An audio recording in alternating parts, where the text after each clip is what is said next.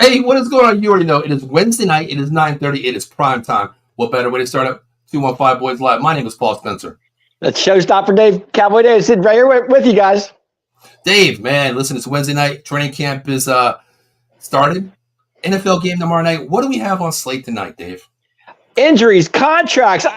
What's going on in Cowboy Land? I have no idea. I know we have a special guest tonight, too. So, hey, listen, what better way to start this show? Let's get our video started. He'll be back in 1 minute with a special guest, Mike Tag from Cowboys Cave, the legend himself, the man who all guys say, I want the Cowboy Cave that he has. So he'll be on with this right after this year. So we'll be back in 1 minute to get the show started. Until then, get your popcorn ready, get your hands on the keyboard, and let us know, Cowboy Nation, how you feel. We'll be back in 1 minute.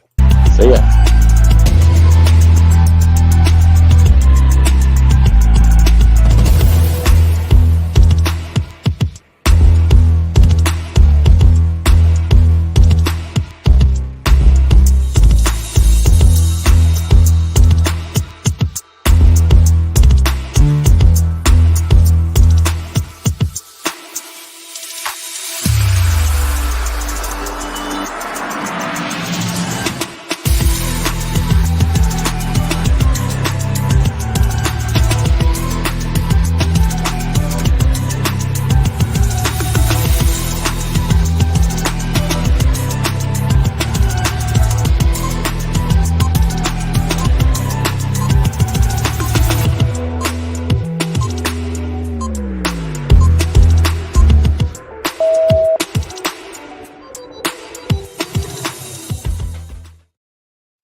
Hey, what is going on, everybody? You already know it's the 215 Boys. My name is Paul. That is Dave. And guys, here he is, the special guest, Mike Tag from Cowboys Cave. Mike, how you doing, brother? Good, man. I'm just getting this party started. It's almost that time, so just getting ready. I know some people are down. Some people are down. I'm gonna pick them up a little bit. Yeah, but you know what, Mike? It's been so long of an off season. Coming off our loss last year, the way we lost to Green Bay, Jordan Love coming into the house, just demolishing, of course, but.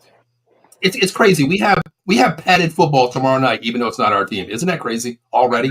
It's quick. I mean, it happened, just came out of nowhere. But I'm glad because I need to get a bad taste out of my mouth, and we got to get this season started. Mike, yeah, you look excited, Mike. I have to be honest. You look excited. I am.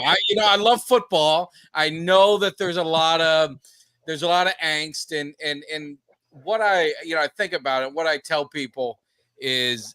I'm a Cowboys fan, and I'm a fan of the star. I'm a fan of the players that go on the field and compete and try and bring us that championship. And, Jerry's Jerry, and I don't really pay a whole lot of attention to that, but I'm going to be a fan of whoever it is. You throw Dak out there, you guys want to throw Trey out there, whoever you're going to throw out there, that's the guy I'm backing. You know what I mean? Mike, 29 years is too long of a time. We're overdue, bro. Long overdue. It's long overdue. I was thinking about it, and I always say that the old story of Jerry Jones signing that deal with the devil to get one championship without Jimmy Johnson. And I had Switzer on my show, and we kind of talked about it. He laughed about it. But it almost, you wonder if it's true, because Dallas has lost in the playoffs. Oh. They're not just losses. They're getting your heart ripped out losses. Yeah. It's the worst possible scenario losses. So something's got to give, man. Luck's got to be on our side at some point. Mike, speaking of, you would rock any quarterback. Would you rock this quarterback? You remember this one, right? I remember Quincy. I still believe that we had a shot. Now, that's the kind of fan I am. I mean, I'm always going to believe, but he took us to the playoffs. It's amazing. Yeah. Rick and him, how the hell they made it to the playoffs? So yeah, Mike, we had Vinny Testaverde too, so you got to go back down that long, down that route. Turner, I mean, yeah. Henson, we had so many quarterbacks. Yeah, we've had some rough ones. That's what makes it so hard.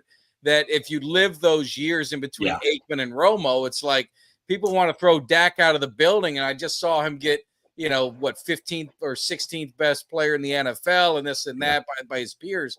It's like, do you really want to get rid of him and take your chances? I don't know. Yeah, I think Quincy Carter owes me $1 million because I think I'm the only guy that has his jersey in history. You know what I mean? So Tony Romo owes him some money too for failing those drug tests. Yes. I don't know if that was planted though. Honestly, I think there was a plant maybe in there, somebody from maybe Bill Parcells' unit, or something going on there, Mike. But I want to ask you first, man. I've been following you, Cowboys Corner for so long. It's amazing. I have a small man cave downstairs. Not exactly what you have, of course. Yours is top of the line. But Mike, how did you become a Cowboys fan, man? Well, it's really simple. I grew up in South Florida, so I grew up in Fort Lauderdale, and got two older brothers. Fight over everything, right? So when we're little kids, we're all very close in age. I'm the youngest, and my middle brother's 15 months older than me. My older brother's a couple years older than that. So I mean, we're all the same. So we fought over everything. So the way to fix it, I think, as memory serves me, is my mom or our mom got me a Dallas Cowboys shirt.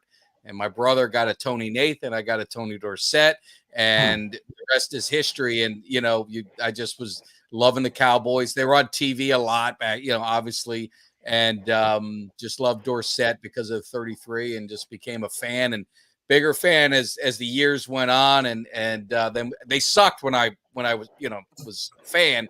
Then they got good by the time I got in high school. And then everybody's a Cowboys fan. Now it's pissing me off because I was the only one wearing the, rocking the star, getting laughed at by everyone in school. And then everyone was riding their coattails. So then it kind of pissed me off being a Cowboys fan down there. So yeah, Mike, no Herschel? What? What's up with that?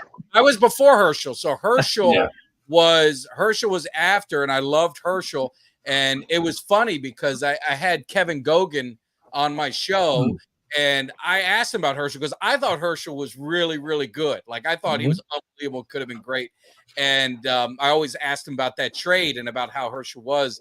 He wasn't a fan of Herschel. He didn't think Herschel was that good. He said he couldn't even do a layup. So I don't know. Maybe I was wrong about Herschel. Wow. Yeah, I mean, you know what the thing is?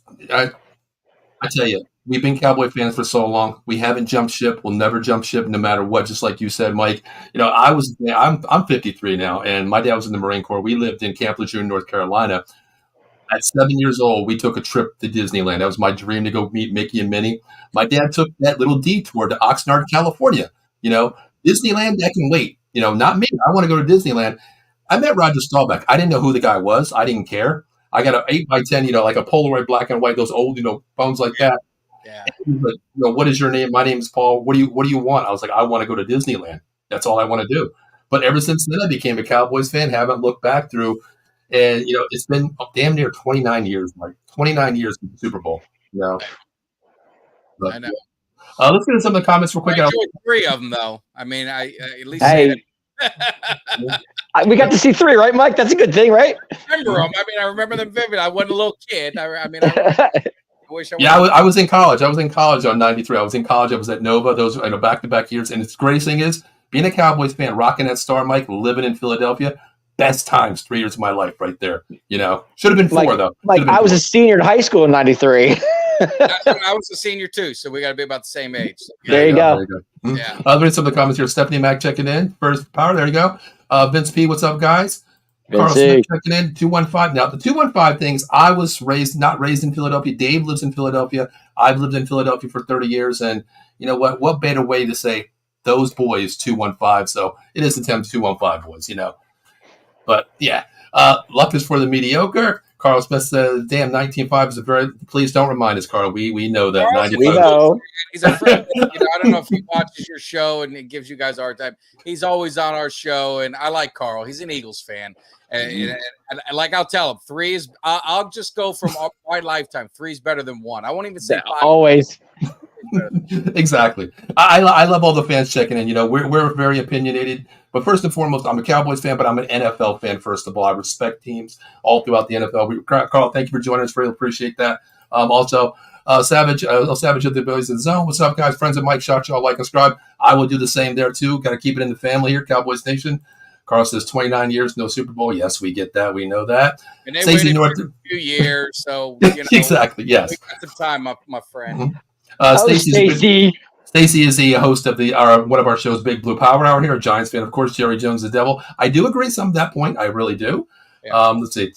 Can't be from Philly. They can't be from Philly. I am from Philadelphia. I would live there for 30 years, right outside Chicky and Pete's on Robbins Avenue. So I lived in the heart of Eagles country. I'm right outside Philadelphia in Delco land. So hey, Linda checking in. Hello, boys. Hey, Linda. I'm glad we can't hear him. Hush, Dave. Can't hear them. Well, maybe we need to turn up the volume here, guys, a little bit. So there we go. Let's get the show started. training camp. Where do you guys want to begin this? I got one question. The team is there. Where the hell is CeeDee Lamb, Mike? Where is he? Yeah, I don't get it. I mean, that's the one that just kind of aggravates me. And I don't know what the Joneses are doing and what they're, this could have been handled a while ago. And it just doesn't make any sense. They do this almost every year, and Jerry makes little jokes about it. Like in a press conference, he said, wasn't Zach Martin not here? I mean, he's a leader of your team. He's one of your best players, and he needs to be in camp. I know he's doing training and all that, but it makes no sense. It's one of those things that's a valid frustration of Cowboy fans. It's asinine. Mike, what's he looking at number wise? I mean, for dollars and cents. I mean, what are we really looking at here for contract wise? He said it. He wanted, if everything Stephen Jones said was true, he wants to be the highest paid non-quarterback, which is going to put him at like 34, 35 million a year at Jefferson or higher, which right. I mean, he's rightfully deserves it. I don't understand the thing with the cap and the thing with the salaries. I don't understand why it's always next man up. Now he deserves to be paid as a top 2, top 3 receiver. Make no mistake about it. But I'll look at quarterbacks and like, why is Jordan Love now the highest paid quarterback? And why is Trevor Lawrence right up there? But just because their contract's up. And it's the owner's fault. The owners sit here and want to cry about the cap, but they're the ones paying all these guys the money. So, right. So exactly like you said, Mike, I don't get it either because Jerry Jones make this an all joke. Of course, the Cowboy fans, we're tired of hearing all in. I don't know what it means. I have yet to understand any philosophy that he has regarding that. But you go back to Dak when everybody said, oh, you're signing him first. He set the market. Well, you know what? Jerry Jones could have avoided this even with CeeDee Lamb before Jefferson got signed, before Amon Brown got signed. Set the market first before these other guys get signed because you're behind the 8 ball. I heard a rumor today, 138, 134 in that area there, vice versa. That's second, but like you said, he wants Justin Jefferson. You could have non-created this factor, signed him before there. That doesn't make sense to me. With Dak, go ahead and sign Dak because now Tua just got signed. You're way better than Tua. You said Trevor. You said Jordan Love. I think Dak is a lot better than these quarterbacks. He's going to set that market at $60 million, regardless if he's here or not next year, Mike. Yeah, that's a lot of, and it makes it hard because I hate to do this. I will give them a little bit of kind of, I don't want to say grace, but Parsons, you've got, obviously you got CeeDee and you got Dak. They're all 3 going to be coming up, right? 2 this year, 1 next year. They've got some work that they've got to do, but they could have been ahead of the game. They could have got Dak, freed up money, and then made some strategic free agent signings. I don't think they need to go all in as far as getting those big name guys because typically it never pans out. But they needed some blue collar, hard nose, punch in the mouth kind of players. That's what they needed. Now maybe they feel they got him in the draft, or they feel they got him in the draft before, and now they're going to be in their second year. But I mean, we've kind of we've done this dance over and over with the draft without adding anyone, and we're not getting the results. So maybe you need to add some championship mentality, some championship experience on some veterans making wise moves, and they just haven't. They just don't believe in it, I guess. Hey, Mike, real quick, I want to ask you a question. I keep hearing the Dex keep saying, the contract will take care of itself, and I'm not worried about it. It's going to happen. But say it doesn't. Do you think he bets on himself, and do you think that if he does well, then he moves on, or does he stay? What do you think is going to happen? I would if I was him, and that's the thing. I don't even worry about Dak because he's there. Yeah. He's not holding out. He hasn't complained. He said, I make a lot of money. I'm fulfilling my contract. Whatever happens after happens. I think he plays it out, and the Cowboys kind of see it. So I don't know how much they're in a rush for it, but I'd say this: we talked about it on my show last night. It's going to be interesting because if Dallas wins 11 games, wins 12 games. If they lose in the playoffs, do you just say, you know what, it is just not working? And I don't blame Dak 100% for these playoff losses. No, not at all. But is it like, man, maybe we just got to kind of blow it up and let's get another quarterback, like get a veteran guy that you can get for half or third the price and maybe build some stuff. But what confidence do you have that the Cowboys are going to spend the money to build it? Because they had Dak on a rookie deal, and go look at the free agents. They said they get nobody. And they had him playing for peanuts. Mhm. No, because I'm watching Trey Lance in practice, and I'm not seeing it. I mean, I think Dak's the number one starter, which we know. But I mean, you got to pay Dak. If you don't, we're gonna be in trouble. Yeah, but you got him for a year, Dave. You got to roll the dice on him. Either way, just like Mike said, he's going to be there. He's not leaving this year. He's going to play his contract out, his 17 games, God forbid an injury.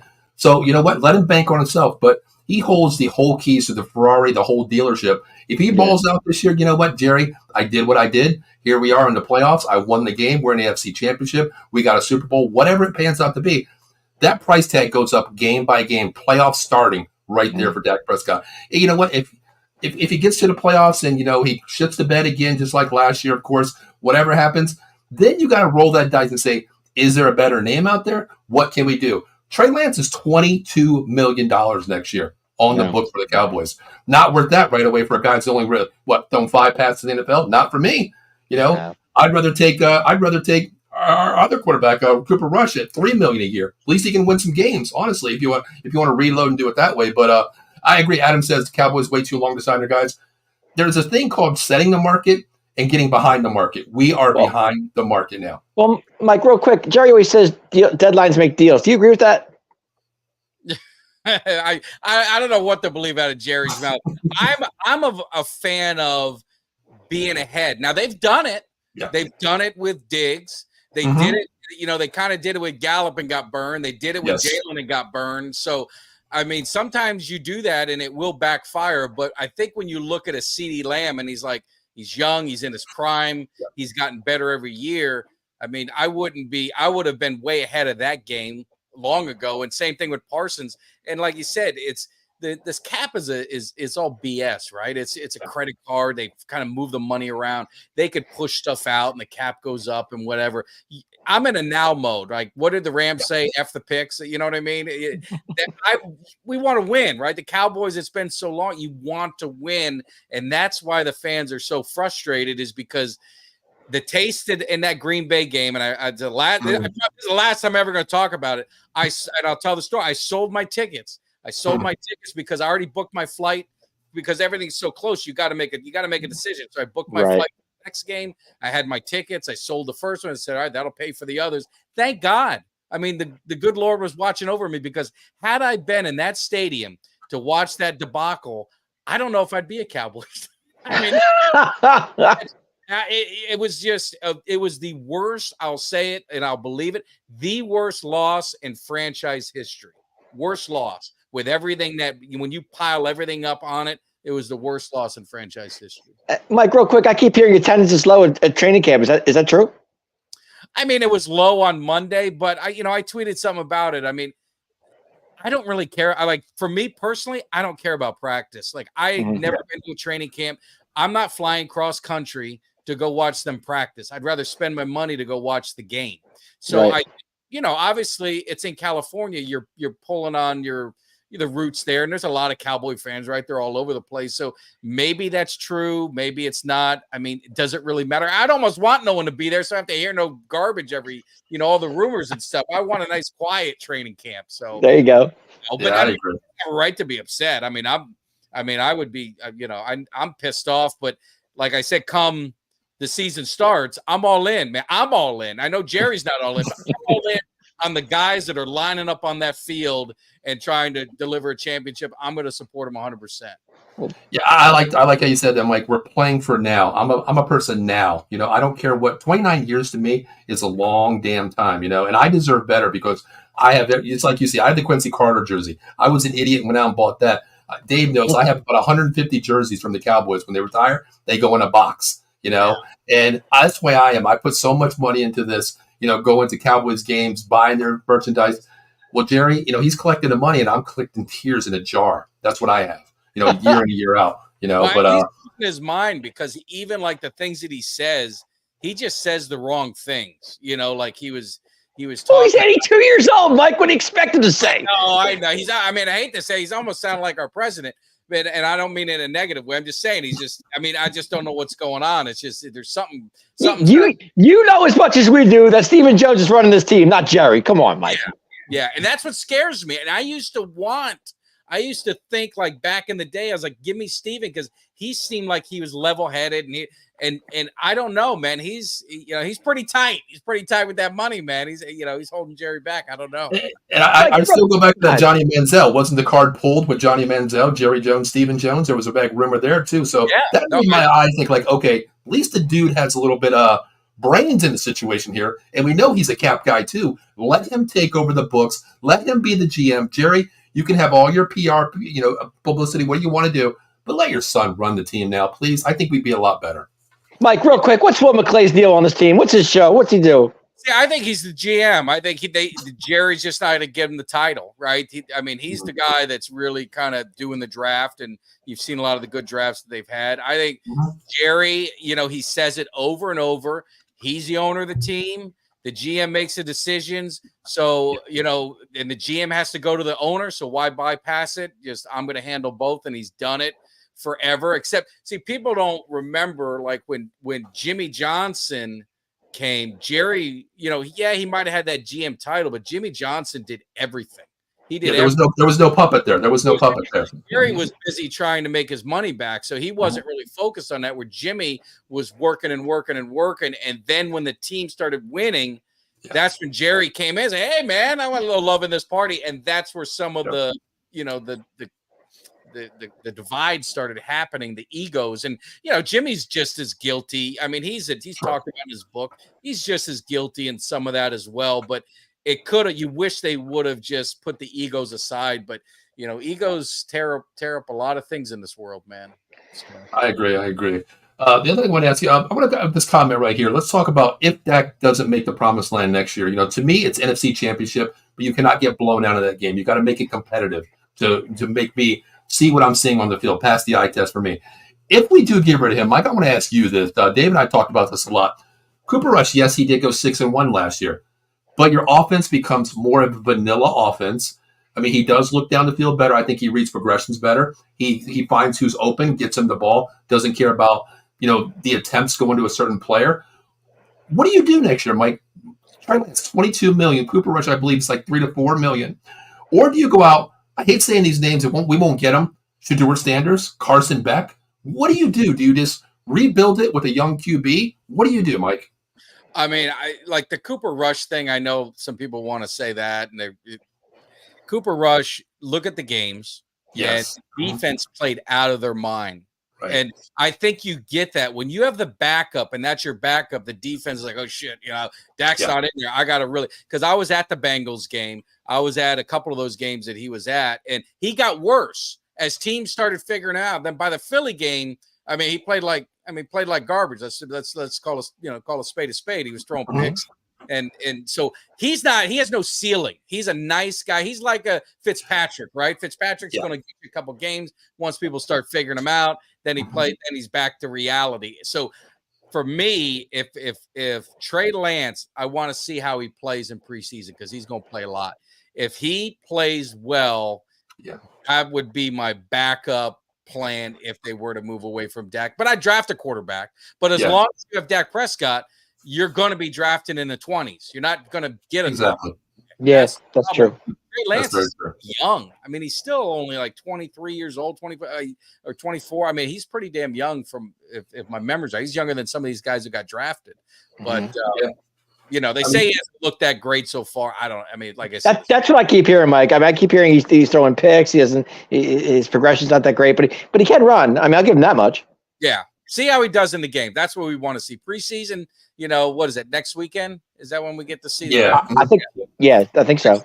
Or whatever. Yeah. So let's see how he does, because they say they're going to play him a lot. So, I mean, I'd expect him to get 3/4 plus in there, And the worst comes worse, it's an audition tape for him too. If you need a depth, like we're losing linebackers, we'll talk about Sam Williams, of course. You need depth, and OTA, training camp, preseason. You're going to lose players regardless of what team you are. And put that tape together. Say, hey, what do you want? We don't need a quarterback. Well, we got Trey Lance. He's looking pretty damn good right now. Give us this pick, or whatever. Build for it next year. That takes a quarterback in a second, third round, maybe whatever you can get out of it. Because just like you said, we're not getting a high pick with Dak. We are a playoff team. With or without him, honestly, with this defense the way it is. But I want to ask you guys something real quick. Let's talk about injuries real quick. Let's talk about the Sam Williams injury. I thought this guy was going to play lights out this year. To me, he looks like a Micah Parsons 2.0, built wise, speed wise, demean wise. How do we feel about Sam Williams out for the season already?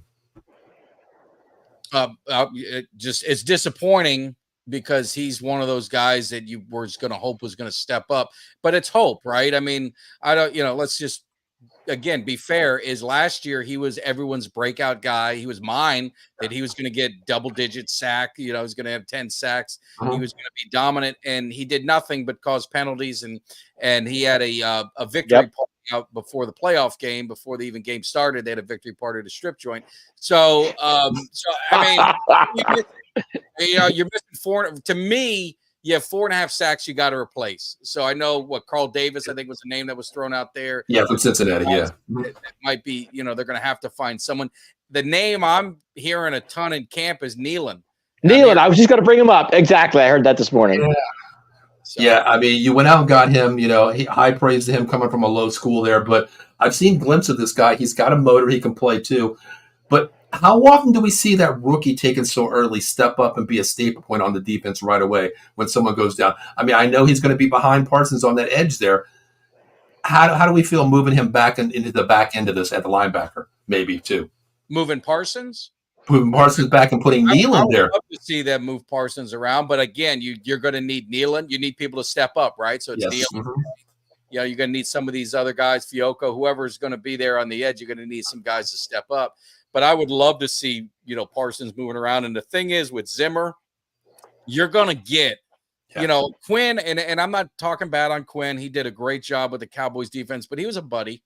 And I think, he got exposed against coaches that were very familiar with him. He never beat a coach that was on his staff. All those coaches in Atlanta, Shanahan's and the guy from Miami and the Green Bay guy and all those, he never beat them. And they beat him pretty good in most of the games. So he was their buddy. He was up in the booth. I like Zimmer. Zimmer's going to be up in your face. He's going to be, he's emotional. He's energetic. So I think he's going to get a lot out of this, out of these guys. But also with the linebackers, they've kind of redone the linebacker group, right? And got some size in there. So hopefully that'll help with the run defense, because that's really, right, the big concern that we have is stopping the run, at least for me. That's the biggest thing. Speaking of that there, the linebacking core, I mean, I'm hearing Kendricks is out already with day-to-day injury with the I think it's back injury already, spasms or something he's had, going out and get him. That's the Mike linebacker right there, the general, calling the plays there. But Mike, I want to ask you this. One name that stepped up to me last year was Marquise Bell, coming from safety to linebacker, 190 pounds, wet noodle, played position, played ball, up front, put his helmet in there. With Overshawn coming back, because we did a draft last year, and I got to pat myself on the back on this one. The first 3 draft picks, I had them even before they were drafted, the Cowboys. Overshawn was my top linebacker in college last year, 2 years ago, coming from Texas. His injury played out really bad, off the ball injury there coming out early. How do you see him coming back, and where do you see Marquise Bell going? Back to safety, because I don't really have him on my depth chart right now, 1-1. Yeah, I mean, I think he's going to go back to safety, and Malik Hooker's in some trouble with Parsons because it doesn't seem like Parsons has forgiven him for what he said. But I just think that with the linebackers and with Overshown, I didn't see him in college, and I'm not a draft guru, so I'll be not going to say I know everything about the Overshown. All I could say is what I saw before he got hurt. And he had a high motor. He had some energy. Yes. He was all over the ball. If we can get that, and I think Damone Clark, I think he's going to be better in a Zimmer defense. Yep. To show some improvement. And you hope that Kendricks, whatever the injury bugs is, hopefully that's that, not a lingering thing. And I even forgot Damian Wilson. I forgot they even got him back on the team. So they've got some linebackers there, but I think Bell, I think he could be one of those guys. Remember Zimmer, if you look at some of his defenses, he loved blitzing some of them safeties, Harrison Smith, a lot in Cincinnati. He did it a lot in Dallas back in the, with Hamlin and Woods, some of those guys that he had through the years that, so I think Bell can be a very important piece, to the defense. So I think Ultra and I fight a lot, but I do agree with him in some things. I think this is going to be a defensive first team. I think this is going to be, I think you're going to see a physical team that we haven't had. I think you're going to see some dog. I think, you go back to that Packer game, you saw that defense hit CD in the back of the head and no one did nothing about it. He walked away. I knew the game was over when that happened. That should never happen. There should have been someone, fourth receiver, someone on the defense nailing the receiver on the other side. A price has to be paid when you hit one of our stars, and none of our guys did that. We didn't have that mentality. And I think with Zimmer, he's gonna put that on this defense. They're going to be a reflection of his style. Yeah, hey, Mike, real quick, Mike, with Diggs off the PUP list, what do you think? Does he see a little preseason, or did they wait to the first game of the year? Yeah, I don't think he sees anything. I don't think you're going to see a lot of guys. I mean, the way the preseason is now, I don't think you're going to see anybody that's heavy contract. Let's just say. Yeah, I mean, before we used to get the audition game 3, of course, the audition. Now that's what I was thinking, like the audition game. Exactly, that's where I was going. They only do the 3 preseasons, and it's like none of them play. And I'm not a big fan of that. I think you should. And you saw in Dallas. I mean, they won a couple, but the offense really didn't get going till about week 5, right? Then it started really cranking in. So I think the offense, it's going to get some rhythm out. Defenses are usually ahead, right? So, yeah. I agree. I like giving my team, little 7-on-7 ball is what I call it, even though it's 11-on-11. Get game speed, reaction, different player, because you're banging the 7 guys, same guys every day, day in and out. You want to see a different, move, swim move, bull rush, whatever you want to see. So I kind of hate it. I hate preseason. I don't even watch it. To me, I know who my starters are. I know who my depth is. I really don't need to see who's going to be on my special teams team. Of that, I don't need to see who's going to make the 53rd man of the team. I don't need all that. You know what I mean? There's always that one player that you look at in preseason that comes that catches your eye. Unless there's CD Lamb out there that we're going to see out there. That's the only guy I get it, but I'm just saying. I mean, Yeah, you go back to like Victor Cruz. Like, remember when they played? Like, I mean, he made a career in preseason. But we talked about it too on the shows. You guys are big Cowboy fans, but do you watch preseason? Because I'll be honest. I mean, I don't want people to hate me. I do watch preseason because I like to see the guys that want to make the team. That's why I do it. That's why I like it. Because guys, or is it in the background that you're doing some stuff? You're fiddling around. No, I'm watching because I want to see who wants to make this team, who wants to be on the 53-man roster. That's what I'm looking at. So I'm different, Mike. I think I'm on the same boat as you here. Like Dave knows this. Like we argue all the time, talking in the group chats here. Dave would be like, "Did you see that, Dave? I'm not watching it. I've already seen the start. This was back in the day. I already seen the starters. They looked okay. They got a series in. They got their feet wet. Oh, did you see the guy that just made the catch in the fourth quarter? Dave, I don't know who he is. I don't care. He ain't making a team. That's just me because but that could be that guy, Mike. That's that guy that could be that guy on the practice squad or he makes the team. You know what I'm saying? Yeah. No, it's true. I mean, it is true. I casually watch it. Like if I got, if I'm putzing around the house or doing something, it'll be on in the background. So. Yeah, I get that. But Mike, I want to ask you here, we know the quarterback. We know who it's going to be. I want to get your take on this running back room. Zeke, Dowdle, Freeman, Davis, Vaughn, Cooper with Snoop, and I think Nathaniel Pete. He's my dark horse. Hopefully he makes team on special teams somewhere. Where do you see RB 1, 2, and 3? I don't know if they're going to have one. I mean, I think it's just going to be by – I think it's straight by committee. And, it's like – I was shocked that they didn't draft a running back. I was shocked that they didn't sign a running back because how cheap they were going. I was floored that they didn't go just get a younger veteran guy that they just could have got. And this was before they signed Zeke. So, okay, you got Zeke. And Zeke wasn't bad in New England. I think if they use Zeke in the role that we think they're going to use him, I think he's going to be perfect in that role. Yeah. The problem is what do you have as a home run threat? Right, and you got the rookie, right? Pete, he's a fast guy, but he was wasn't he a backup or he barely touched the ball in college, right? I don't know about him. The USFL made him to what he is now. Yeah.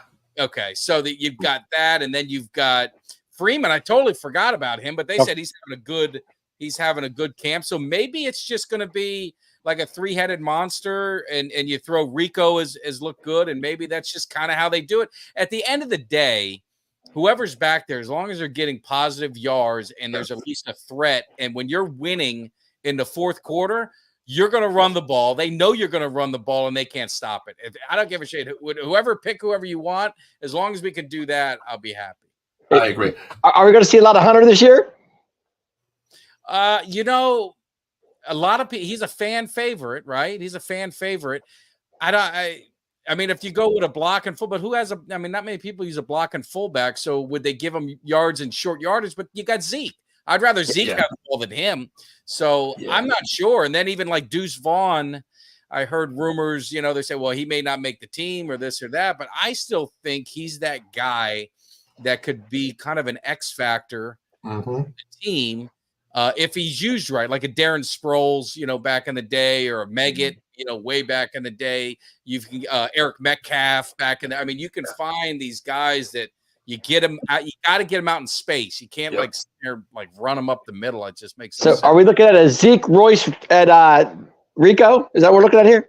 I think I didn't think Freeman, like I thought he was just like an insurance. I thought it was going to be like Rico, Zeke, and Vaughn would be kind of like your three guys, but maybe not. I don't know. That's what I thought going in as well, because you want that scat back like Deuce Vaughn is, you know, but college, man, is a different animal. You know, you're 5'5", the biggest, you know, not the biggest man on the field. Now you're knee high to some of these players. So scat back is not what's needed in the NFL. Let's, like you say, get him in space, of course. But I don't know. I mean, I'm kind of worried about it, honestly. You know, Zeke didn't have a lot of miles on his tank last year. He split time with what was his name? Stevenson out there, of course. He split time. He still has gas in the tank, but if we use him the right way, I think it could be a monster where you're getting everybody 10 carries. I'm cool with that, Mike. Just like you said, positive yards. I don't care who touches the rock. I don't care at all. Just give me positive yards. I don't care who does it. Because, you know, going back to the Barber, you know, Julius Jones days, those days, I don't care who gets the ball. Give the guys the ball. Get some positive yards. Let's move the chains. I don't care how you win games. Just get the score. You know what I mean? Yeah. I mean, who knew Pacheco, though? I mean, really? Yeah. Here. I mean, think of some of the running backs that have been on these Super Bowl teams. It was, well, who was it? LeGarrette Blount with the Bucks. I mean, wasn't it him? Yep. He got hot at the right time. But one big name, like Terrell Davis. Who was he in college? Yeah. You know? Yeah, but he was great in the NFL. I'm thinking of guys like that weren't really even that great in the NFL, but they came out of nowhere and got hot at the right time, or you didn't think a lot of them. Because like Pacheco wasn't there until like the end, like until the playoffs, and he started getting hot. So I mean, you could do it, and I think the offensive line, right? So if Guyton is what as advertised, and you've got Tyler Smith, and you got Martin, and Steele is the one that you see how he does, and if it's Hoffman or Beebe, we got a pretty good offensive line and a physical offensive line. Some nasty guys that maybe they'll have run blocking and going to open some holes up for me or you. Mike, I got to ask you this question. It's funny. Are you going to miss Tyron? Well, no. I had to ask. No, I mean. It's the thing with Cowboys. Now, do I love him? He's a Hall of Fame. I miss him, Dave. I miss him. I had to bring him up, Mike. I'm sorry. I had to. It's the thing with Cowboy fans, right? It's like I've heard them rip him every year. Oh God, why do we hot Tyron? We got to get. He's never going to say. And then when they leave, it's like, well, why'd we let him go? I mean, right. You know what I mean? So if they could have got him signed for a reasonable deal, fine. But I mean, it's like I say, man, I saw Emmitt Smith in another uniform. So seeing him a legend, and I think legend, Hall of Famer. I mean, I've seen it all. I've seen Tony Dorsett in a Bronco, which my brother's a Broncos fan. You think that my heart when he goes to the Hall of Fame, my brother's telling me he went in as a Bronco. I was like, yeah, but at least he went to the Jets and stayed out of the division. I was happy about that. Yeah, no. And I mean, and I wish him well. I hope he does a good job. But I mean, you know what you're gonna get. He's gonna miss 6 or 8 games. You just hope they're not the critical ones that you need. So. That's the thing. Like, I was very critical. I was only joking. I have, just like I said, I have every jersey that I ever pretty much played. And Dave, he'll yell at me. He's like, Paul, give him a break. He's a person. He has a heart. I'm like, look, you give me 8 games a year making this kind of money. You were the next best thing coming out of USC. We draft you. We give you this huge contract, make you the best thing in the world. Then you're on the sideline eating a hot dog when you're saying you're playing. Then you say you're not playing. Then you're on the sideline eating a damn hot dog. Like make up your damn mind. You at least got to give me 12, 13 games, not 8, 9 games, because he's always injury prone. He was my Sean Lee of the offensive line. He played a lot though. I mean, he had a good career. He did. I mean, I don't want to. I'm not going to kill him. The last few years, was injured. Unbelievable. I mean, just a specimen. I mean, just absolutely. I mean, he had that. What do you have? A knee brace on for exactly an armor. Yeah, knee thing on his arm. Yeah, yep.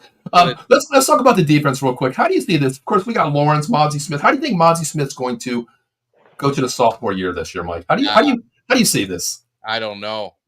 My concern is the defensive tackles. I mean, it's hope, and that's the problem with the Cowboys, right? They could have went out and gotten a couple like blue collar defensive tackles that space eaters and guys that they could help, and they just they chose not to do it. Now they got the guy from New England, right? A veteran, I can't remember his name, but see what happens to him. But if Mozzie can live up to the first round billing, but I mean, what are the odds of it? I don't know. I didn't really see him much in college, but Osa is solid. I think he's going to be good. The key was, like with Sam Williams before he got hurt, this was my thing.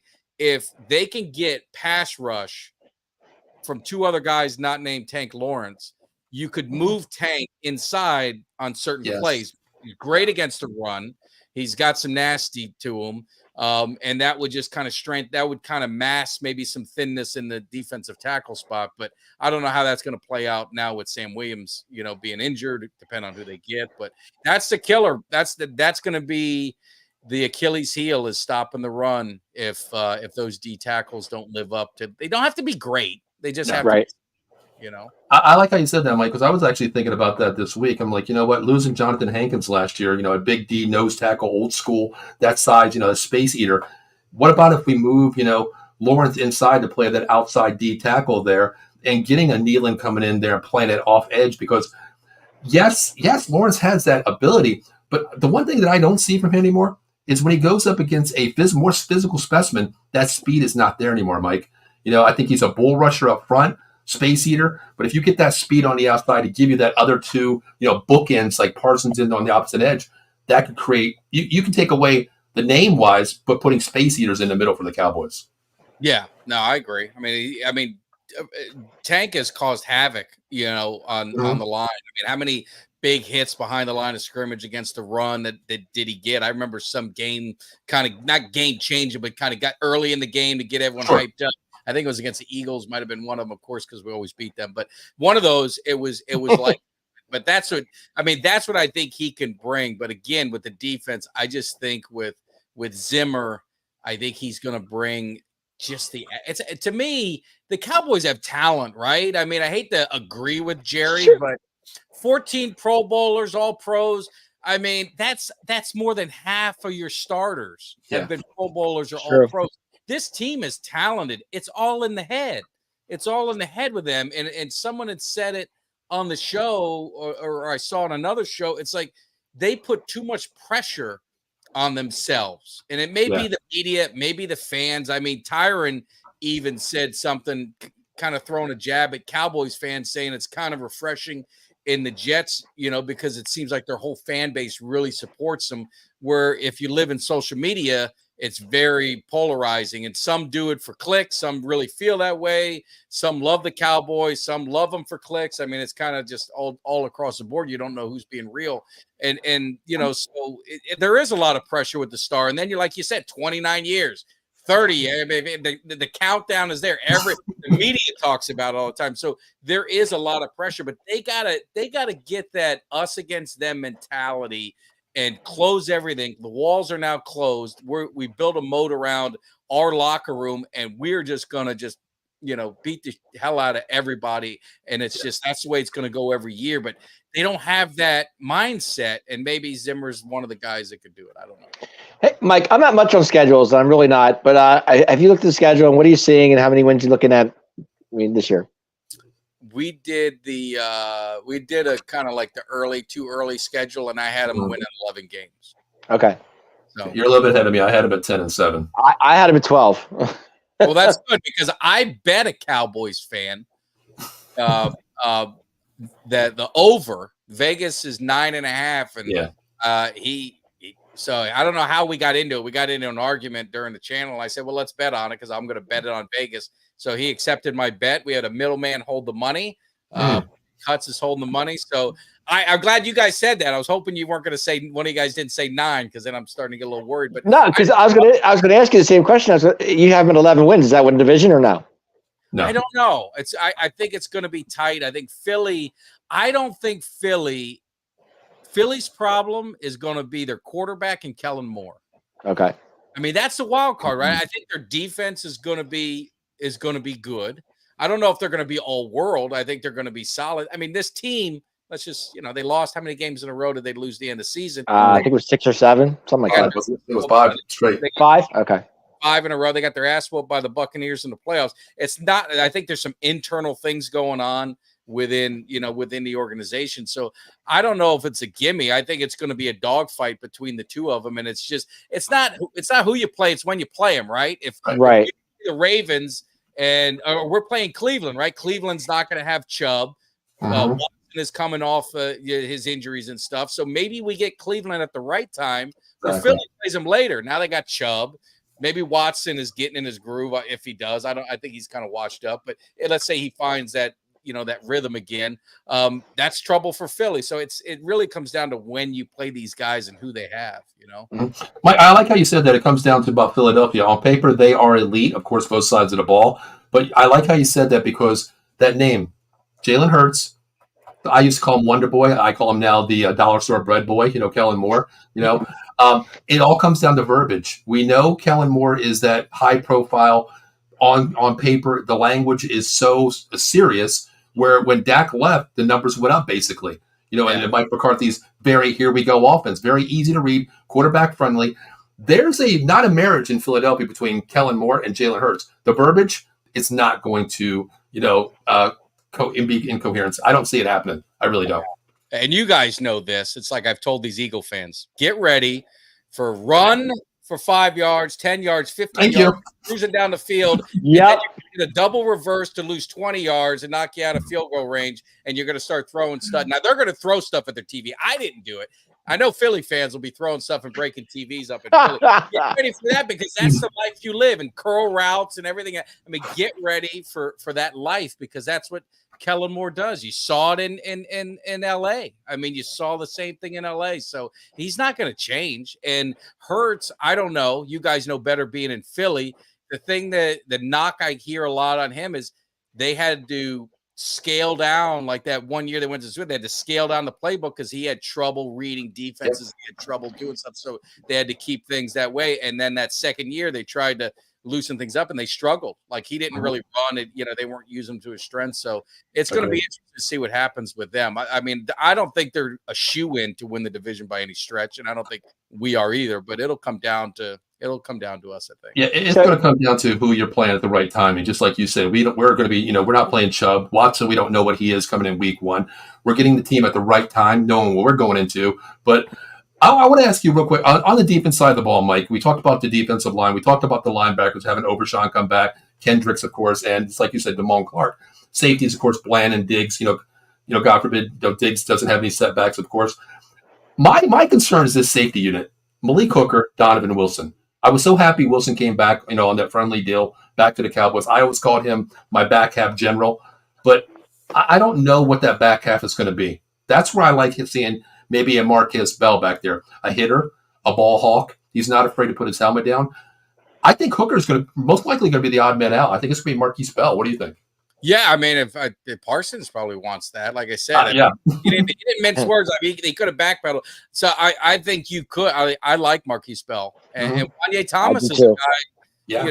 Don't sleep on him either. So they've got some youth there, and I think Wilson can be that that hitter. Right, as well, like kind of being in that line of scrimmage, blitzing and stuff that they could even use Bell for too. So, I think Zimmer is going to mess around with what he has, and I think the secondary, as long as Diggs comes back, like the Diggs and I know it's going to be a process. He's not going to come off the first game. But hopefully he's improving and get that confidence back.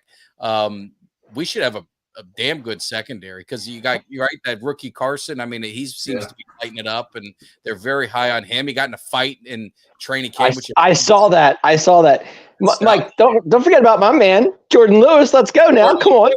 Are you a Michigan guy? I'm a J. Lou guy. I love J. Lou. Are you kidding me?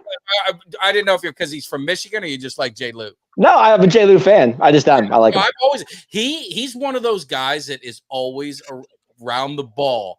I mean, how many big turnovers, forced fumbles and recoveries or interceptions has he had in his career? So no, he's another one. Absolutely. Mm-hmm. Absolutely. All right, well, let's look into the offensive side of the ball. We talked about the running backs, of course. Let's talk about the wide receiver room, Mike, real quick. Lamb, we know he's going to get paid. It's an obvious thing. Just pay the guy because Dak, like we said, Dak's the question is when. It's tomorrow, right before kickoff of the Hall of Fame game. We'll have breaking news tomorrow night. It'll happen tomorrow night. It'll happen tomorrow, whatever. It'll happen. But how do you feel this wide receiver room? Lamb, Cooks. Where do you go there? Do you go Tolbert 3, Brooks 3, Turpin? What do you see? How do you see this playing out? Because you're going to keep 5-6. Yeah, I mean, Tolbert. I watched him at South Alabama.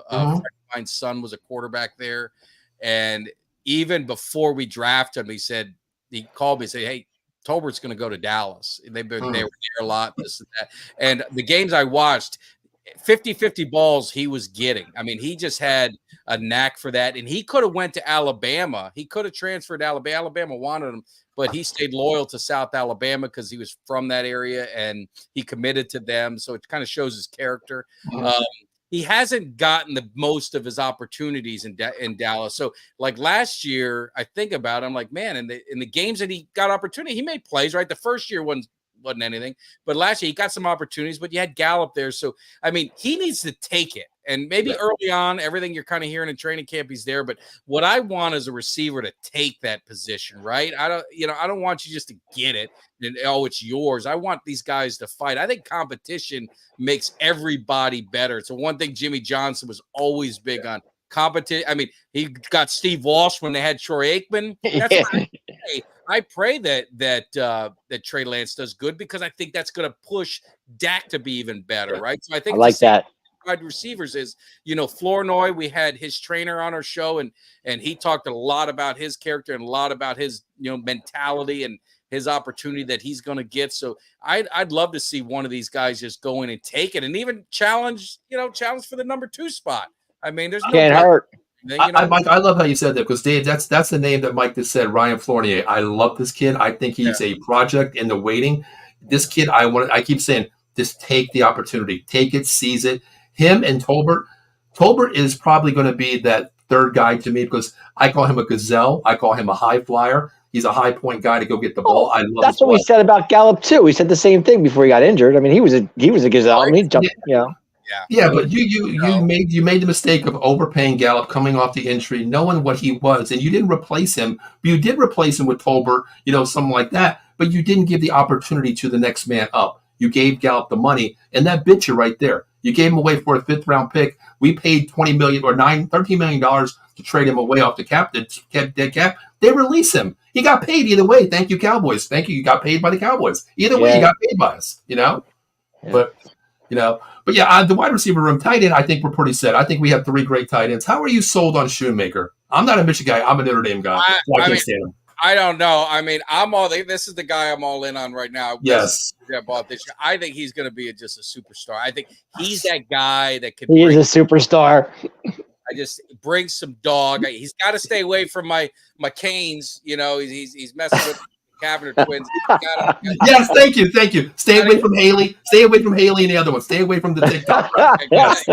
Mine, right? I'm seeing too much of that, so he's focused. But no, I think he's just going to be a superstar. Schoonmaker, I'm a South, ACC guy, SEC, so I don't really see much Michigan. I was shocked that they took a tight end with the 2nd round pick. He better be good, and if he is, then that's great because then you've got some competition. But you got I always mess up his name. I'm terrible with guys. The guy who got hurt. The tight end. Oh gosh, I can't think of it. Right, John Stevens. He got injured last year. Yeah, I think. Yeah, I know. He's looking good again. So I mean, it may be something where you might get a guy like him's going to end up taking over, a spot. So because he had a monster preseason, then he got injured. and he's back now, and everyone's saying he's looking like the same he did before. But I think Ferguson's going to be he's a badass, and he's just what the doctor ordered, I think, for this offense. Well, Shoemaker, he's a blocking tight end more than he's a catcher, right? Blocker, but he caught some, but he's a blocking tight end, which we need more blockers. And if we got those running backs, we need to open as many holes as we can. Well, Dak loves his tight ends. I say that all the time. Paul knows. I say it all the time. Dak loves his tight ends. When they drafted Shoemaker, he was a blocking tight end at Michigan, of course. Great hands, great pass blocking too. And that's when, we ran a lot of 12 personnel, 2 tight ends, of course. So it fit the scheme then. But now that, just like you said, losing Dalton Schultz to the Texans, and we have Ferguson coming in, we didn't skip a beat. I think we gained physical ability, speed ability, pass catching ability too. So I'm happy there. But what I really want to talk about is this offensive line. Mike, you talked about drafting for need, starting material. Well, here's the thing, Mike. We had Cooper Beebe's dad on the show a couple weeks about it last month talking about it. I'm a big college football fan. I do a college football show coming back next week, actually. And I watch a lot of college football. Cooper Beebe is a standout guard. Mike, why did we go out and draft a guard to play center and draft a right tackle who had 3 tackles and 1,100 snaps go to left tackle in Guyton? We're taking chances, right? I got yelled at for this, but wasn't Tyron a right tackle at USC? He was, yes. You're not making my point any easier here, Mike. What I'm saying is the one thing I won't question are the Cowboys' first-round draft picks because they got laughed at Tyler Smith. True. Got laughed at there. Frederick, the media annihilated the Cowboys for Frederick. You could have gotten him a 3rd round. Who drafts a center in a first? I mean, we still feel the pain of that center missing. The impact that he had. BB, I mean, I don't know much about him. It seems like he's got some nastiness to him. And I think that's a theme. You see, I'm talking about that. I just need, if you look at the old Cowboy line, the offensive line, I had Big Nasty. Kevin Gogan's been on my show, a bunch. And he talks about it. It was they weren't the most talented. That's why it pisses me off when people talk about Emmitt Smith and they say, had this all-world offensive line. Go look at the offensive lineman he had. None of them were first-round picks. Tuinei was drafted as a defensive lineman. He was part of Tom Landry. Newton was part of Tom Landry. Gogan was part of Tom Landry. They were all, bad offensive linemen, and they talked about it. They did get Eric Williams in the 3rd round. Obviously, he turned out to be really great, but he was a 3rd-round draft pick. They got Stepnoski right in the draft that Jimmy got. But I'm just saying is sometimes line, it's attitude, right? You got the technique, but you got to have some of that attitude. And I think BB's got it. I think Hoffman's got it. I think people are thinking that, BB's going to be the center. I think Hoffman might have something to say about it, maybe. And then Mike, are we going to miss Tyler from Wisconsin? Pardon me? Are we going to miss Tyler from Wisconsin? I didn't like him. I didn't like him. You didn't like that? I didn't like Bias. You weren't a Tyler guy? I didn't like him. No. I thought he got pushed around. I just thought he got pushed around. Okay. That's just my opinion. I'm I'm a fan. So well, let's talk about it. Let's go to right tackle here. Terrence Steele got his deal last year, of course. You're for that coming off the injury that he had. Secured their Terrence Steele right tackle. His backup is Matt Walakowski. How do we feel there? No, don't feel good. But I would say this: you're gonna have an all-pro guard. Yes. Both guards are all pros, right? Martin and Tyler Smith. You got your 1st-round draft pick. Let's say he lives up to 1st-round billing again. I mean, you're not going to be able to have all pros across the field, right? Sure. And look at some of the linemen. You can look at the Chiefs. You can look at some of the teams that won Super Bowls. Look at the Bucks when they won the Super Bowl. The Rams. They just got to. They got to hold their own, right? Steele has got to be, at least if he can be what he was a couple of years ago, you're okay. He's not an all-pro. He's not going to be a Pro Bowler, but he just needs to be solid. He's a better run blocker than a pass protector, I think, if you guys correct me if I'm wrong. No, he is. He is. You're right. He just has to be solid. He's got Martin right there. Martin's going to kind of, hey, man, I got you covered. So, but if he goes down or if he plays, doesn't play, if he plays at or below what he did last year, that could be a problem looking at the teams that we're going to be playing against and some of those pass rushers that they'll be lining up on his side. If Guyton can prove to hold his own, it could be trouble. Yeah, I mean, even the division's gotten better. Even the Giants, we talk about it. Brian Burns on the edge now, coming off that outside edge too. So that's not a bonus for us, basically. But right guard Zach Martin, all universe. He's a standout player. He's going to be starting there, of course, just like you said, having that All Pro next to him. Center. How do we look at this? I mean, I like BB there because of the fact watching him play guard. To me, I use this word, Mike. I don't like to throw examples of names out there, but this guy reminds me of the way he commands the ball, even at guard, of a Jeff Saturday. He's QB friendly. He's very smart. Low man wins the ball, and he's a gel person. He can gel next to anybody there. I like Hoffman, but I don't like Hoffman. I think BB is the smaller guy that can win this job. How do you feel there? Because I think Hoffman's going to start, through preseason, and then BB will get the ones as well. Yeah, I think they just need to compete. I mean, Hoffman only played a couple games, right, in injuries, but what I liked about him was some of his tenacity. Bass was the same. I mean, Bass had some tenacity, when he had to step in for I believe Tyler Smith, right? So I'm not a big fan of just anointing, hey, you're the starter. I mean, you got to earn it, right? You got to earn it. And I think they put Chuma on the oh goodness. I mean, if that's the case, then might be in a lot of trouble. Yes. And I'm not saying he's a bad player, but I mean, you drafted this guy to be your left tackle in the first round. I mean, he's a big dude. He's nasty. He seems like he's got some attitude. He better be contributing, starting. Plus, we didn't pick up any free agents, so that's what the Cowboys do is they put the pressure on the draft picks. They got to perform and got to perform early. So I'm going to watch. That's probably one of the things I'll watch in preseason when I watch it is Hoffman and Bass, that offensive line, and kind of see how that shapes out. But I think they earn it. I love how you said that because, to me, my projected starters are going to be Guyton, Tyler Smith. I'm going to put Hoffman there probably in a preseason week one if they even do play. Martin, Steele. My scary situation, Mike, and I hate this. Edoga, Bass, Bebe, Asim Richardson, Walikowski is our second unit. That is where I want to see who's going to step up, who's going to command the offensive line, and who's going to, control their assignment. That's what's scary is to me. I might be watching the preseason more than I expect this year. Yeah, well, you will. Yeah. That's what the offensive line's where that. And I mean, if you lose, God forbid, Tyler, I mean, you're going to have a big drop. Don't say that. Please don't say that. Every team. I mean, I think Philly is going to be in for a little surprise with Kelsey. Yeah. I think they're going to realize like we did with Frederick, I think they're going to realize all the things that Kelsey did with that offensive line. Because those guys, I mean, you've interviewed some guys and you've talked. I mean, they've got to be one, and that's why you see them kind of hanging together. And they kind of who was that? There was the offensive lineman that wouldn't talk to anyone. Was that the Broncos? The Super Bowl years, none of them would interview, none of them would talk. I think it was the Broncos, but they're their own group, and that's what you got to get. So it's going to be interesting to see. That's the preseason kind of matchups. If you want to watch something, watch that offensive line. Mm-hmm. I want to bring up this. I told Dave this a couple of weeks ago when we talked about this, Dave.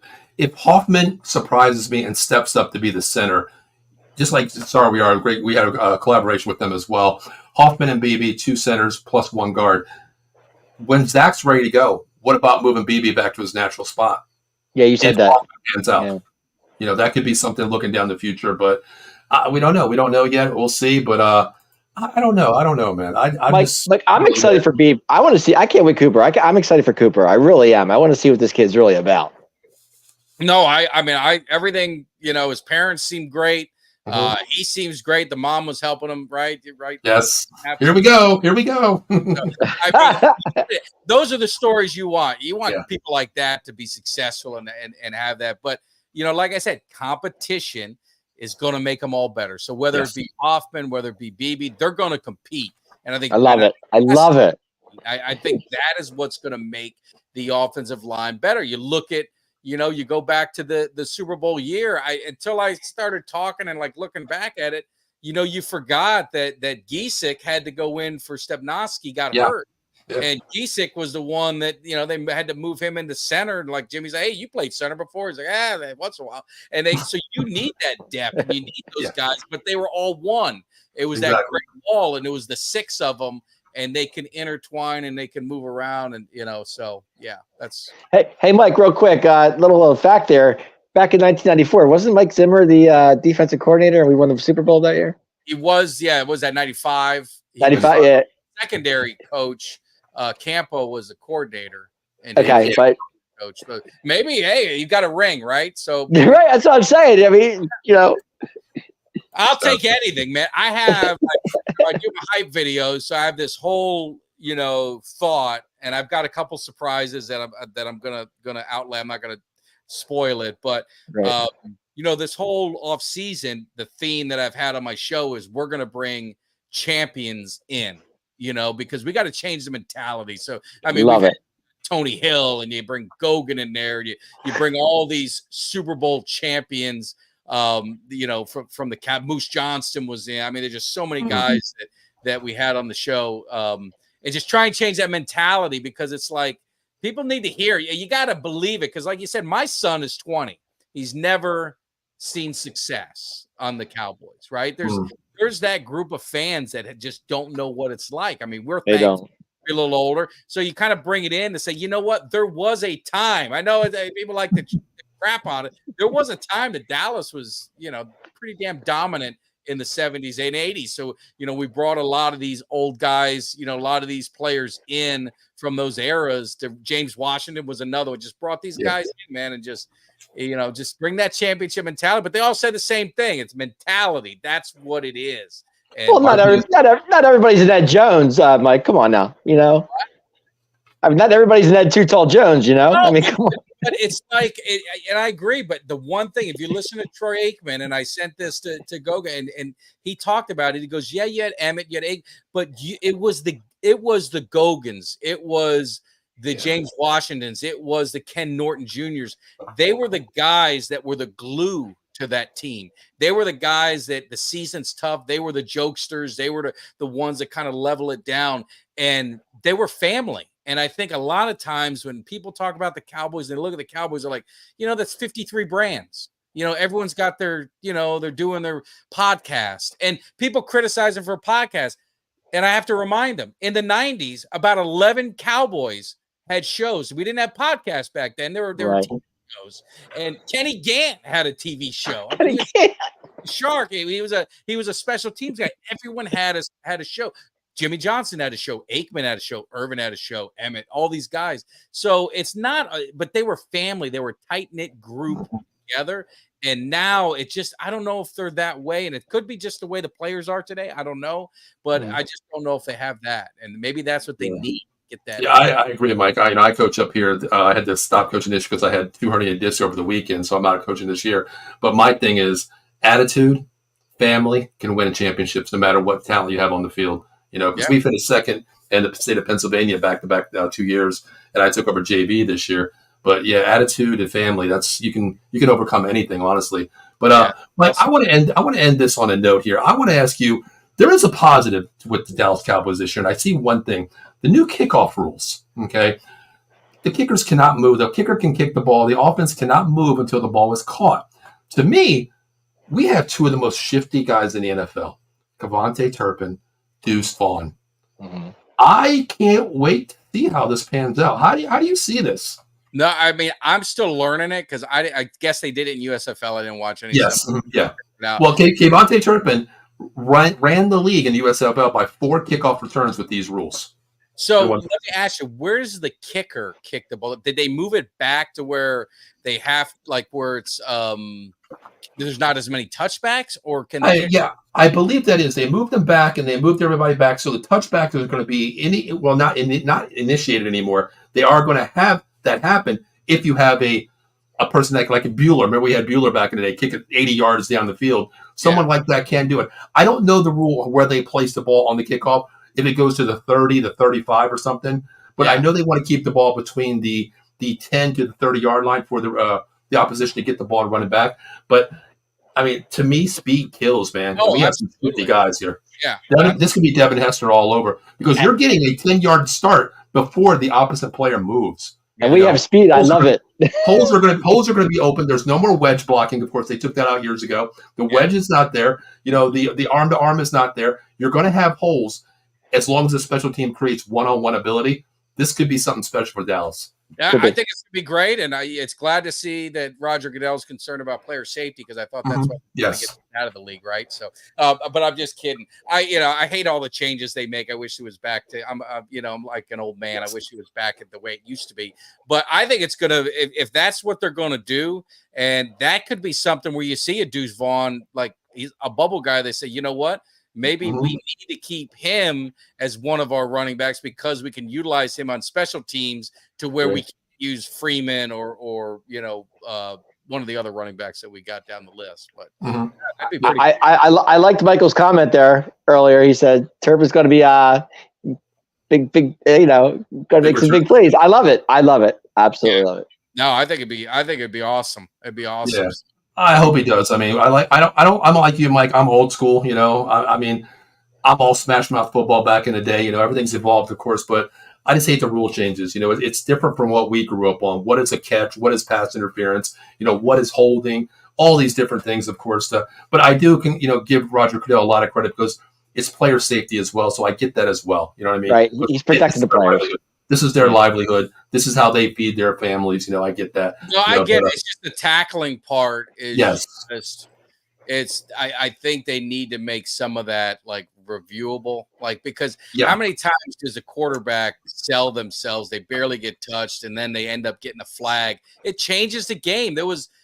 I forgot what game. It was a penalty on Sam Williams, but I think wasn't it the playoff game where they were going to punt and Sam Williams got a penalty in that extent? Yes. Now that you say that, yes. That's the one, where he was a flag. He put his hands up like I didn't even touch him. Yeah. Yeah. So I mean, things like that, like penalties like that, and that's probably not the best example, but I guess what I'm trying to say is when you get a penalty like that, it can change the whole game because it just So I think with the quarterbacks, Brady, who I mean, I love Brady, but I mean, he was the king of that as he got further down the line. And they sell these calls. So I just think they need to be a little careful because I feel bad for the defensive guys. I mean, it's like, where do you hit someone?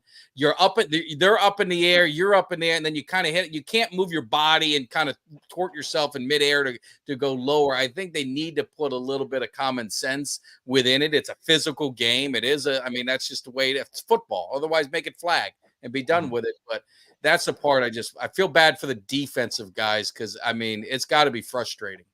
Yeah, I agree with you 100%. Defense, totally. You're taught to play the ball. This is minutes of a second here what we're looking at, where you're taught to play physical, go after the ball, helmet down, make a legitimate tackle.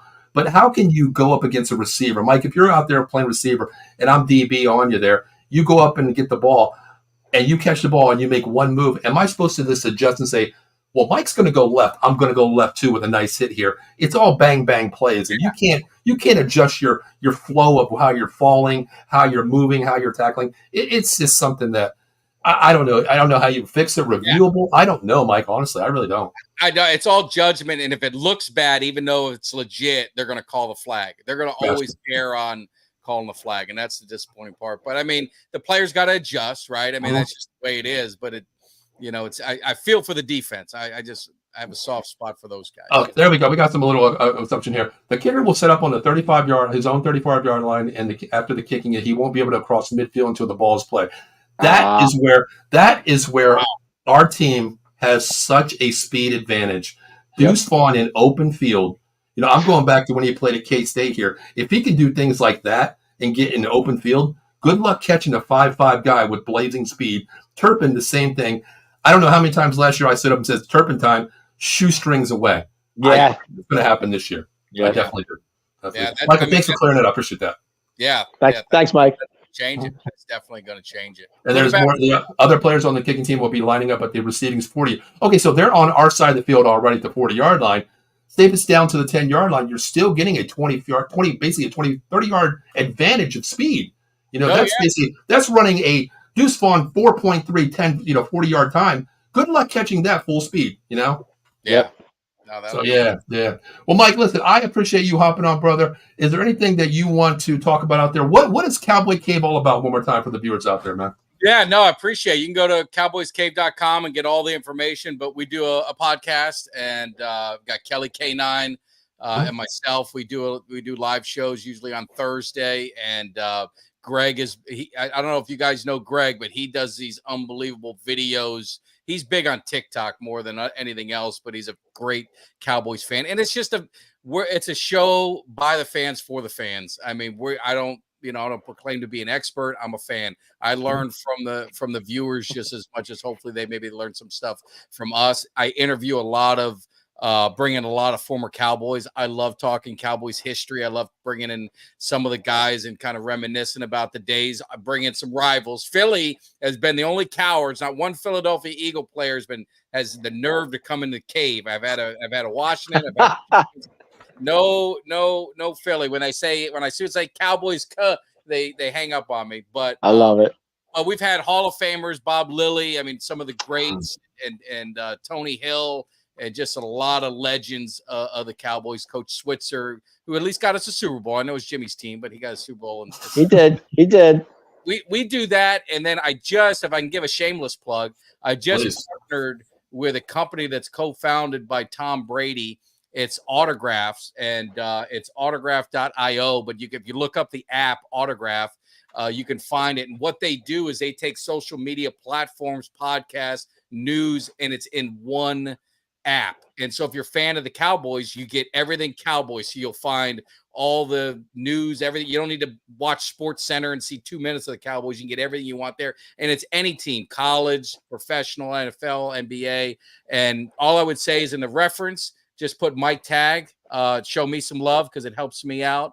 And check it out. I posted it on my website, posted it on some of my stuff, but that's my shameless plug. But you guys are great, man. I love it. I would love to get you guys on our show during the season and definitely have a good time. But I had a blast with you guys. I appreciate it. Well, you know what, Mike, send me that info, that tag out. It's not a shameless plug. It's nothing like that. We like to pay it forward because there's a family that we call the Cowboys family, and you're a part of it. You're part of the Out of the Box family, of course. Now we always want to, pay it forward, and when I want to pay my respects to you popping on the show. Been watching your videos, man. I tell you what, when I watch your video, I get hyped up, brother. You hype me up for the Cowboys game. I got my work cut out, but I'm going to get it done, man. We're going. Mike, listen. I know you're down in Florida, and you said ACC. Who do you root for in college there? I'm a Cane. I grew up South Florida. So Miami, man. You're always going to be a convict to me, Mike, okay? Convicts, man. I love it, man. I love it. I long for those days of the Canes. And the Canes, I think, you do a lot of college, you said, so I don't know what your thoughts on the Canes, but the Canes, man, they've done a really good job in the transfer portal. They're recruiting. They got, obviously, Cam Ward. I got a lot of high hopes, man. If they don't make the playoffs, I made a bet with George Teague. He's he's a Bama guy. He broke my Canes heart a few times, but I told him when we're in the playoffs, the Canes and Alabama, him and I are going to go, and I'm going to see the look on his face when we do. I think the Canes got a good quarterback. Cam Ward coming in from a transfer portal this year at QB. He's going to be great for you guys. A lot of bonehead mistakes last year that cost you guys some games last year, though, Mike. Oh, absolutely. The coach. I mean, yes. Was it the Georgia Tech game? I'm trying to remember the game. It was like two games I can recall. Easy. Oh, it's ridiculous. But I tell you, I've been. I don't know if you guys play the college football's back, right? The EA. Oh, of course. I had it 3 days before it came out. I already pre-ordered that thing 3 days before it came out. Miami, the thing I love about it is college changes so much that it's like with the Cowboys, the names, right? I can name them. College, it's hard. So now I've learned all the Canes names, the new guys, and the running back. If he's as good on the in real life as he is in the game, Martinez, I just played a game. He ran for 200 for me, so I'm hoping that he's going to be that. Well, you got to send me your gamer tag. Maybe we'll get on there. Maybe we can actually rekindle that rivalry, the Catholic versus convicts, brother. Here we go. What console do you use? I use Xbox. Okay, because it's crossplay, right? We did a college dynasty league with a bunch of Twitter people, I don't know if you know Nick's and that crew, but I'll let you know. I'll let you know when we do another season, or you and I can play. You should play my son. My son, he whoops people's asses. He in the league, I had to be Clemson because someone took Georgia, so I played it. But my son was next to me. He was like my offensive and defensive coordinator, telling me, because I always in the defensive line, like I usually control that, and he's like, no, you got to control the linebacker. stay in the zone and hit the jump button to intercept the pass. He goes, you'll get it. And then he was showing me all these audibles and formation changes and stuff. So yeah, so I learned a lot from him, but he's pretty damn good. So yeah, we got a league. Of course, I'm Notre Dame. I'm 7-2 right now, and I got beat by Wake Forest last week. Mike, it was a 7-year-old kid I think that beat me because I never got cursed out by a kid losing 49-0 until I heard his mom come in there. Johnny, turn it off. It's time for bed. I was like, I got beat by a goddamn kid. Now you go into the A&M Notre Dame game at all? I want to so bad, but I don't know with my back situation now. I want to go down. One stadium I do want to see the 12th man down there. I want to see that.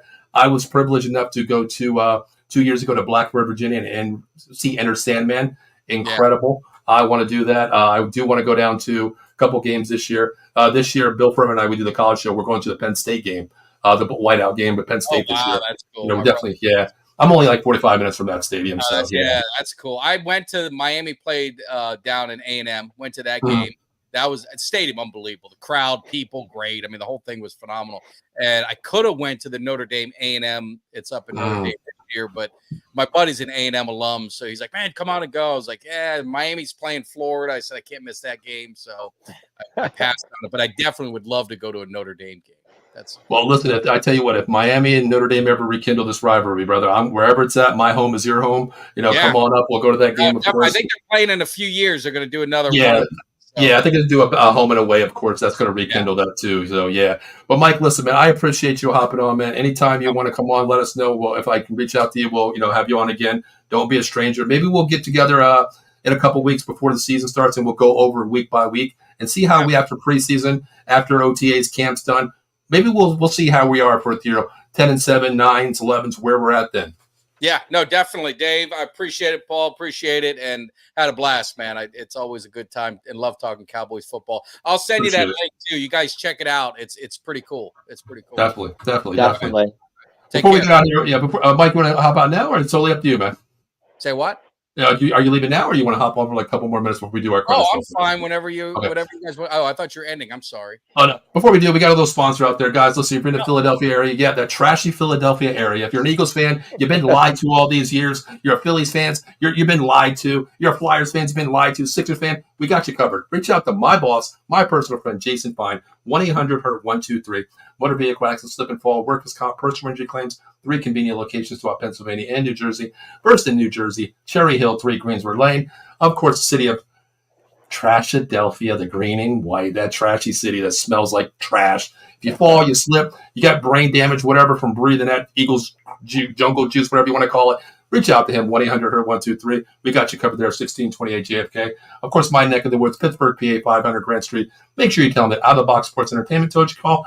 215 boys, of course, Paul, Dave, we got you covered. Mention Out of the Box, we take your case. No recovery, no fee. Not 50, not 45, not 30.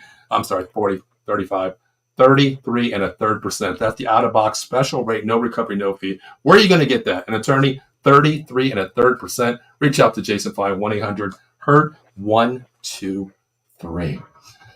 So, Dave, we always do this thing called Final Thoughts, Mike.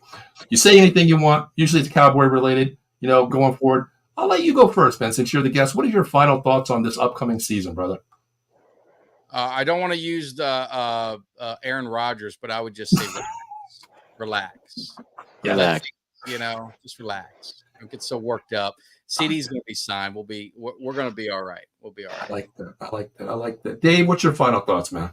I can't wait to see this defense. I'm very excited about the defense this year. I want to see what Diggs does, and I'm just excited. I think with Mike Zimmer, the new coordinator, and I just want to see where they go and how many turnovers they get. And I think it's going to be fun. It's going to be fun to watch.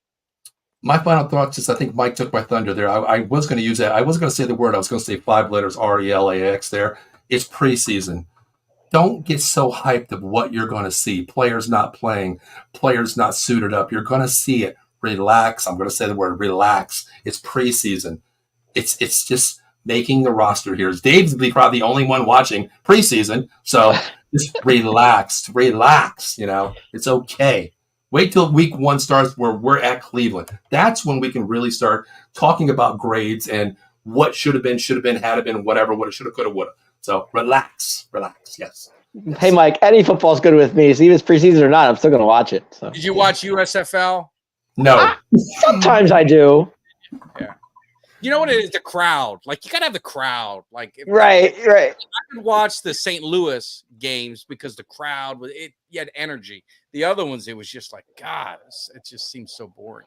But Yeah, Mike, funny story. We have a group chat. I'll put you in there because you love the Cowboys. We need more power in that room anyway. You know, so everybody was talking about the USFL. We have a couple people saying, "Hey, did you watch that game?" I'm like, "No, I didn't watch it." "Oh, you got to try it." I watched maybe 5 minutes of it. I'm like, "Who the hell is this guy? What the hell is this?" No, I cannot do this. No, not going to happen. No. Well, guys, we're going to get out of here. My name is Paul Spencer. That is Dave.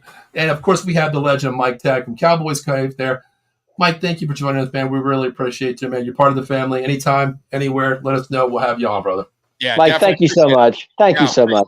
Appreciate both the guys. Had a blast, man. Had a great time. Thank you. And until next week, 9:30 prime time, Wednesday night, the 205 Boys will be back. Dave, when's your next show? I believe you're on Saturday night, correct? I am on Saturday night at 10 o'clock. It's the Atomic Shot podcast. We're talking about WWE wrestling, and we have a pay-per-view coming up in SummerSlam August 3rd. It's going to be fun.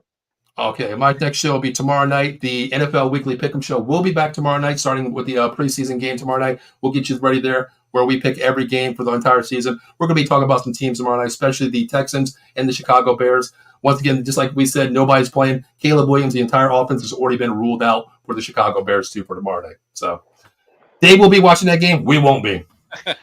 But until then, guys, we appreciate you hopping on. We have 290 viewers right now watching live, so we appreciate that. So, guys, check it out next Wednesday. And also, please, follow Mike, man. He's a great guy. He gave me his time reaching out to him, and he actually responded back to me. So anything is possible, man. Live your dreams. Yeah. This is true. All right, guys, we'll see you next week. Thanks for tuning in. Go, boys, go.